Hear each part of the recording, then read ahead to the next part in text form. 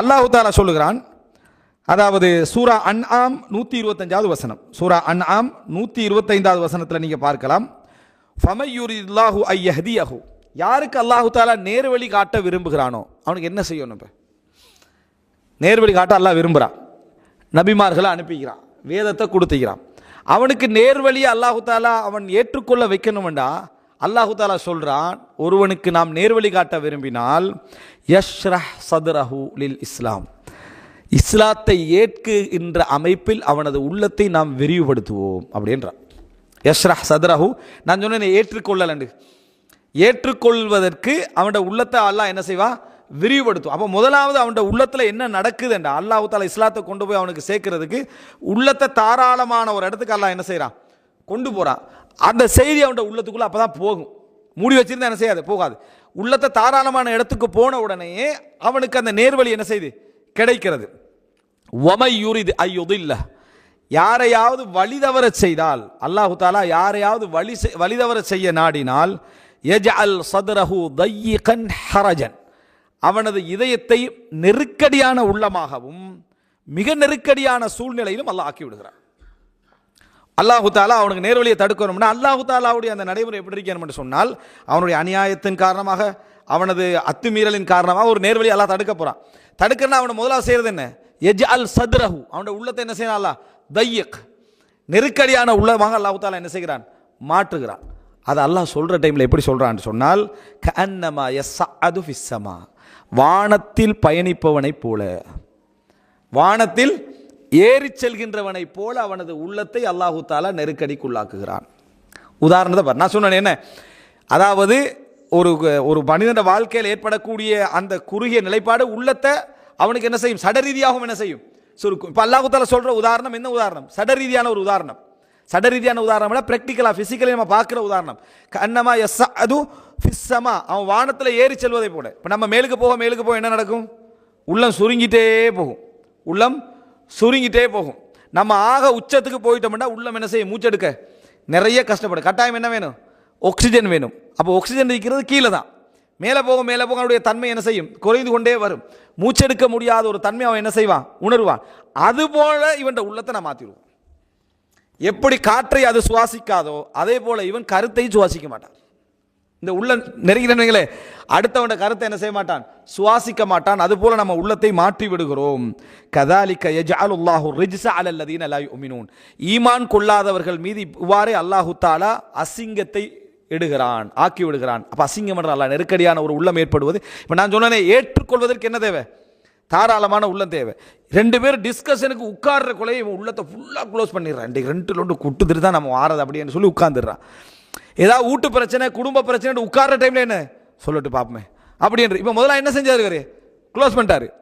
இதுக்கு பிறகு பேசி என்ன? நம்ம அப்படியான ஆக்கள்கிட்ட ஃபதக்கிர் இன்ன ஃபாத்தி திக்ரா, சொல்வது பயனளிக்குமாக இருந்தால், ஞாபகப்படுத்த பயனளிக்குமாக இருந்தால் ஞாபகப்படுத்துங்கள்.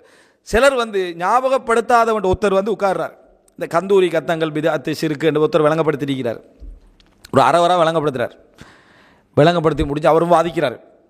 ஒரு அறவருப்புற அவர் சொல்கிறாரு, நரகத்துக்கு போனால் நான் இதை விட மாட்டேன்றார். நான் நரகத்துக்கே போனாலும் இதை விட மாட்டேன். அவர் சொன்னார், இதை ஃபஸ்ட்டுக்கே சொல்லிக்க நான் பேசிக்க மாட்டேன். என்னோட தலைப்பே நீ நரகத்துக்கு போகக்கூடாது, நான் நரகத்துக்கு போகக்கூடாதுன்றதா.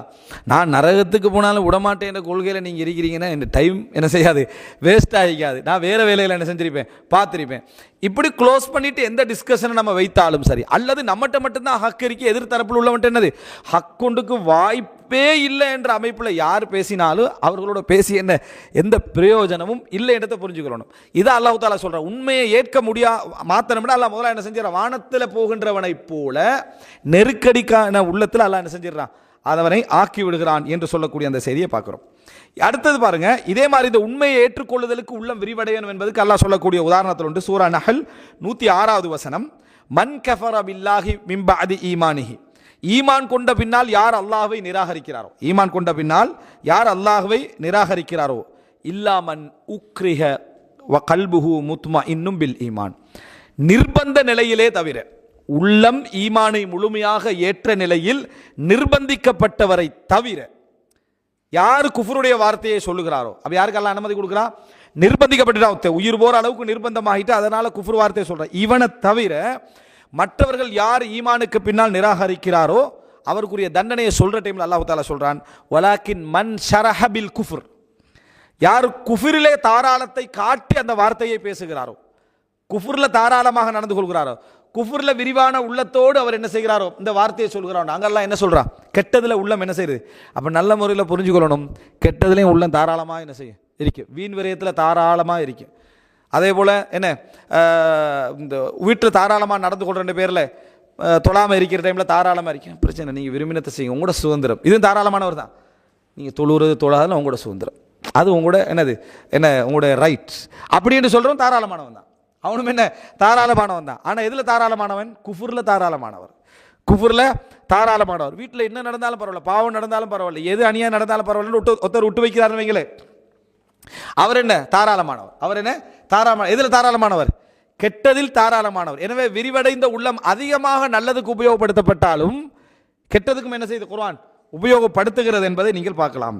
ஃபஅலைஹிம் கதபும் மினல்லாஹி வலஹும் அதபுன் அதீம். அல்லாஹ் தஆலா சொல்றான், வலாக்கின் மன் ஷரஹ பில் குஃப்ரி சத்ரன், உள்ளத்தால் யார் தாராளமாக இதில் நடந்து கொள்கிறாரோ, எதில் குஃப்ர்ல தாராளமாக நடந்து கொள்கிறாரோ அவர் மீது அல்லாஹ்வுடைய கோப பார்வை உண்டாகும், கோபம் உண்டாகும் அப்படி என்று அல்லாஹ் தஆலா சொல்றதை பார்க்கிறோம். அடுத்தது பாருங்க, அதாவது ரசூலுல்லாஹி ஸல்லல்லாஹு அலைஹி வஸல்லம் அவர்களை பார்த்து அல்லாஹ் தஆலா அருள்களை சொல்லி காட்டுறார்.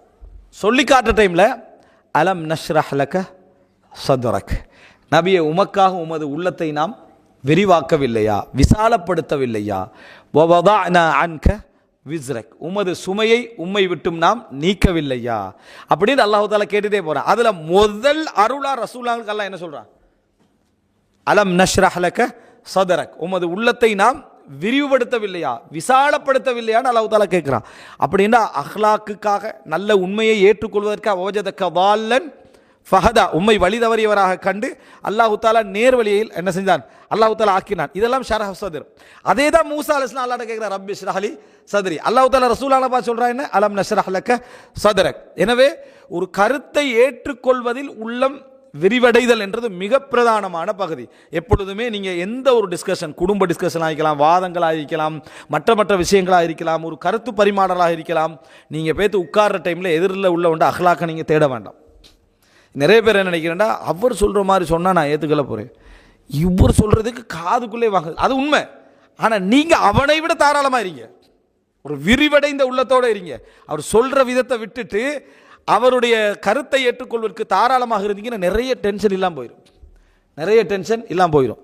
சாதாரணமாக இந்த ஒய்ஃபோட அந்த இங்கே வேலை செய்கிறவங்க வைக்கிறாங்களே, ஸ்கைப்பில் பேசுகிறதுக்கு உட்காந்து என்ன இந்த லேப்டாப்பை தூக்கி அடித்த பாட்டியெல்லாம் இருக்குது. எதுக்கு, ஸ்கைப்பில் வந்து கொஞ்சம் ஸ்லோவாக வாரத்துக்கு இவர் அஸ்ஸலாமு அலைக்கும் அவங்க சுகமாகிக்கிறாங்களா, நல்லா ஆகிக்கிறீங்களான்னு கேட்க, அதுபோல் பதில் மாறி மாறி வரும் தானே, கொஞ்சம் ஸ்லோவாகினா. அதில் நான் என்ன கேட்குறேன், நீ என்ன செய்கிறான்னு நெட்வொர்க் பிரச்சனையை கொண்டு வந்து வீட்டில் என்ன காட்டி பிரச்சனையில் விட, இந்த மாதிரி நபர்களோட டிஸ்கஸ் பண்ணுறது இவ்வளோ பெரிய பாரம் சொல்லுவான். நீங்கள் பாரம் என்ன காரணம், அவன் எது என்ன இருக்கிறேன்னு புரிஞ்சு கொள்றதே அவனுக்கு என்ன ஒரு கஷ்டமான நிலை எடுத்து நம்ம பார்க்குறோம். ரசூல் ஸல்லல்லாஹு அலைஹி வஸல்லம் முன்னால் ஒருத்தர் கோவப்படுறாரு, அப்போ ரசூலுல்லாஹ் சொல்கிறார், ஒரு வார்த்தை சொன்னால் அவருக்கு என்ன செஞ்சிடும், கோபம் போயிடும். ஒரு சஹாபி பார்த்து அதை சொல்கிறாரு, நான் என்ன பைத்தியக்காரனான்னு அவர் கேட்டார். நீங்கள் அவுது பில்லாஹி மினஷ் ஷைத்தானிர் ரஜீம் சொன்னால் அவங்களோட கோபம் போயிடும் என்று ரசூலுல்லாஹ் சொல்கிறார், நான் என்ன பைத்தியக்காரனான்னு கேட்குறாரு.